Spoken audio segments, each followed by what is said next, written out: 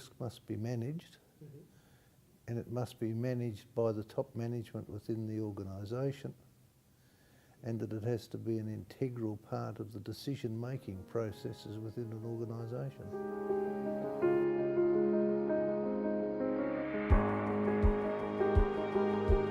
Well, the risk managers have to know what the processes are. They have to know the organisation that they're working for, and they have to be able to speak the language of the managers, because it's pointless you coming up with a whole lot of suggestions which are impractical for the industry or the cycle that your business is in.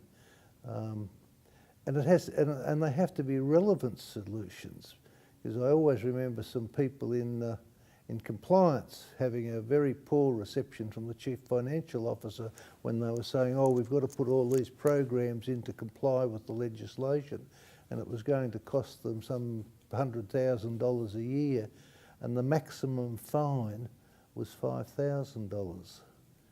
You know, it's got to be relevant. And it wasn't as though you were going to get a whole lot of adverse publicity. It wouldn't have managed to get reported. So again, you've got to understand what the risk is and how significant the risk is to the management of the organisation, to the organisation achieving its objectives. So it can't live in isolation. And I think that's the problem with a lot of risk management practitioners, is that they come with a limited life experience of industry and commerce, and therefore they are providing what would be classed as safe advice, but it's very impractical advice if I've got to run a company and make a profit.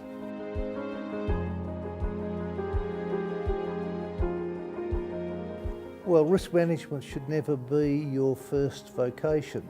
You really need to get a life before you go into risk, so that risk should be your second or third or fourth or even fifth occupation that you take on, so that you bring some good life experiences with you, so that you are in fact able to provide advice and service to line managers, to give them practical advice on what to do in relation to how to run the business and how to deal with the uncertainty of achieving objectives.